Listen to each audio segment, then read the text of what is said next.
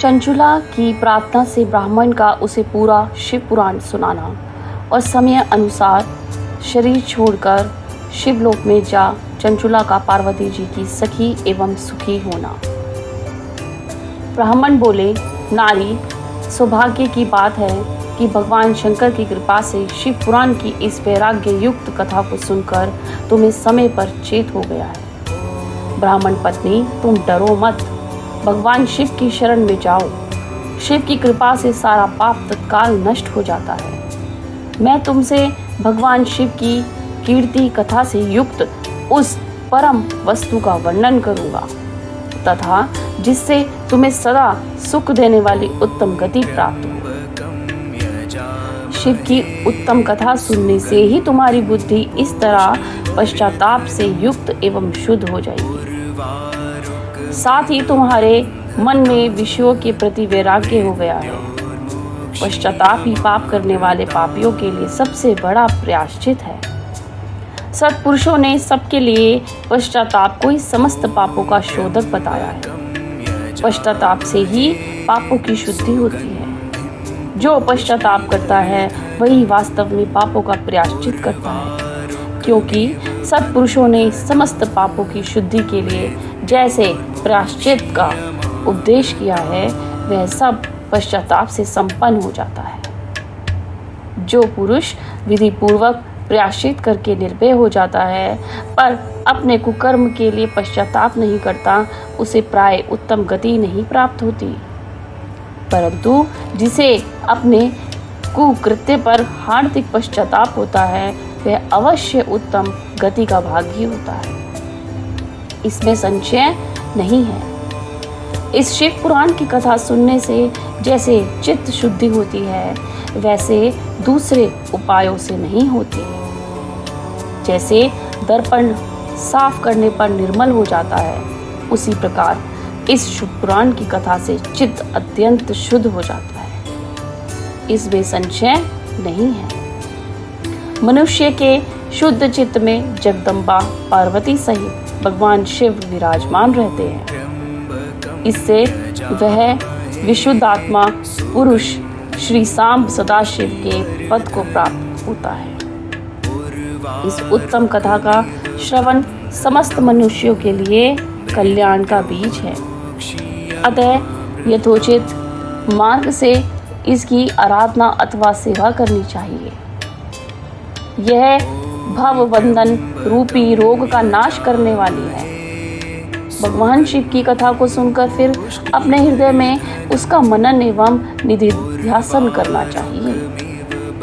इससे पूर्णतया चित्त शुद्धि हो जाती है। चित्त शुद्धि होने से महेश्वर की भक्ति अपने दोनों पुत्रों ज्ञान और वैराग्य के साथ निश्चय ही प्रकट होती है। तत्पश्चात महेश्वर के अनुग्रह से दिव्य मुक्ति प्राप्त होती है। इसमें संशय नहीं है। जो मुक्ति से वंचित है उसे पशु समझना चाहिए, क्योंकि उसका चित्त माया के बंधन में आसक्त है। वह निश्चय ही संसार बंधन से मुक्त नहीं हो पाता। हे ब्राह्मण पत्नी, इसलिए तुम विषयों से मन को हटा लो और भक्ति भाव से भगवान शंकर की उस परम पावन कथा को सुनो। परमात्मा शंकर की इस कथा को सुनने से तुम्हारे चित्त की शुद्धि होगी और इससे तुम्हें मोक्ष की प्राप्ति हो जाएगी। जो निर्मल चित्त से भगवान शिव के चरणार बिंदु का चिंतन करता है उसकी एक ही जन्म में मुक्ति हो जाती है। यह मैं तुमसे सत्य सत्य कहता हूँ। सूत जी कहते हैं, शौनक, इतना कहकर वे श्रेष्ठ शिव भक्त ब्राह्मण चुप हो गए। उनका हृदय करुणा से आर्द्र हो गया था। वे शुद्ध चित्त महात्मा भगवान शिव के ध्यान में मग्न हो गए। तदंतर बिंदु की पत्नी चंचुला मन ही मन प्रसन्न हो उठी। ब्राह्मण का उक्त उपदेश सुनकर उसके नेत्र में आनंद के आंसू छलक आए। वह ब्राह्मण पत्नी चंचुला हर्ष भरे हृदय से उन श्रेष्ठ ब्राह्मण के दोनों चरणों में गिर पड़ी और हाथ जोड़कर बोली, मैं कृतार्थ हो गई। तत्पश्चात उठकर वैराग्य युक्त उत्तम बुद्धि वाली वह स्त्री जो अपने पापों के कारण आतंकित थी, उन महान शिव भक्त ब्राह्मण से हाथ जोड़कर गदगद वाणी में बोली। चंचुला ने कहा, ब्राह्मण, शिव भक्तों में श्रेष्ठ स्वामी आप धन्य हैं, परमार्थदर्शी हैं और सदा परोपकार में लगे रहते हैं, इसलिए श्रेष्ठ साधु पुरुषों में प्रशंसा के योग्य है। साधो, मैं नरक के समुद्र में गिर रही हूँ, आप मेरा उद्धार कीजिए, उद्धार कीजिए। पौराणिक अर्थत्व से संपन्न जिस सुंदर शिव पुराण की कथा को सुनकर मेरे मन में संपूर्ण विषयों से वैराग्य उत्पन्न हो गया, उसी इस शिव पुराण को सुनने के लिए इस समय मेरे मन में बड़ी श्रद्धा हो रही है। सूत जी कहते हैं, ऐसा कहकर हाथ जोड़कर उनका अनुग्रह पाकर चंचुला उस शिव पुराण की कथा को सुनने की इच्छा मन में लिए उन ब्राह्मण देवता की सेवा में तत्पर हो वहां रहने लगी। तदंतर शिव भक्तों में श्रेष्ठ और शुद्ध बुद्धि वाले और ब्राह्मण देव ने उसी स्थान पर उस स्त्री को शिव पुराण की उत्तम कथा सुनाई।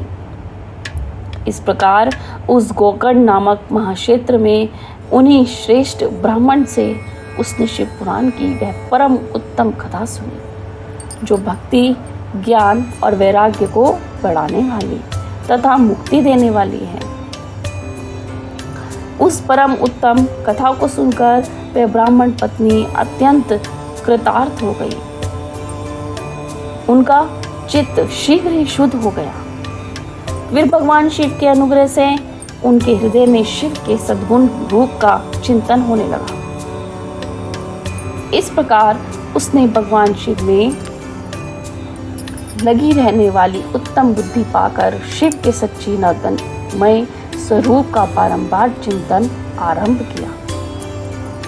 तत्पश्चात समय के पूरे होने पर भक्ति, ज्ञान और वैराग्य से युक्त हुई चंचला ने अपने शरीर को बिना किसी कष्ट के त्याग दिया। इतने में ही त्रिपुर शत्रु रूप भगवान शिव का भेजा हुआ एक दिव्य विमान दूत गति से वहां पहुंचा, जो उनके अपने गणों से संयुक्त और भांति भांति के शोभा साधनों से संपन्न था। चंचुला उस विमान पर आरूढ़ हुई और भगवान शिव की श्रेष्ठ पाशदानों उसे तत्काल शिवपुरी में पहुंचा दिया। उसके सारे मल धुल गए थे। वह दिव्य रूप धारिणी दिव्यांगना हो गई थी। उसके दिव्य अवयव उसकी शोभा बढ़ाते थे। मस्तक पर अर्ध चंद्रमा का मुकुट धारण किए हुए गौर रांगी देवी शोभाशाली दिव्य आभूषणों से विभूषित थी। शिवपुरी में पहुंचकर उसने सनातन देवता त्रिनेत्रधारी महादेव जी को देखा। सभी मुख्य मुख्य देवता उनकी सेवा में खड़े थे। गणेश, भृंगी, नंदीश्वर तथा वीरभद्रेश्वर आदि उनकी सेवा में उत्तम भक्ति भाव से उपस्थित थे। उनकी अंग कांति करोड़ों में सूर्यों के समान प्रकाशित हो रही थी। कंठ में नील चिन्ह शोभा पाता था। 5 मुख और प्रत्येक मुख में 3-3 नेत्र थे। मस्तक पर अर्धचंद्राकार मुकुट शोभा होता था। उन्होंने अपने वामांग भाग में गौरी देवी को बिठा रखा था, जो विद्युत पुंज के समान प्रकाशित थी। गौरीपति महादेव जी की कांति कपूर के समान गौर थी। उनका सारा शरीर श्वेत भस्म से भासित था। शरीर पर श्वेत वस्त्र शोभा पा रहे थे। इस प्रकार परम उज्जवल भगवान शंकर का दर्शन करके वह ब्राह्मण पत्नी चंचुला बहुत प्रसन्न हुई। अत्यंत प्रीति युक्त होकर उसने बड़ी उतावली के साथ भगवान को बारंबार प्रणाम किया। फिर हाथ जोड़कर वह बड़े प्रेम, आनंद और संतोष से युक्त हो विनीत भाव से खड़ी हो गई। उसके नेत्रों से आनंद अश्रु अविरल धारा बहने लगी तथा संपूर्ण शरीर में रोमांच हो गया। उस समय भगवती पार्वती और भगवान शंकर ने उसी बड़ी करुणा के साथ अपने पास बुलाया और सौम्य दृष्टि से उसकी ओर देखा। पार्वती जी ने तो दिव्य रूप धारिणी बिंदु प्रिया चंचुला को प्रेम पूर्वक अपनी सखी बना लिया। वह उस परमानंद ज्योति स्वरूप सनातन धाम में अविचल निवास पाकर दिव्य सौख्य से संपन्न हो अक्षय सुख का अनुभव करने लगी।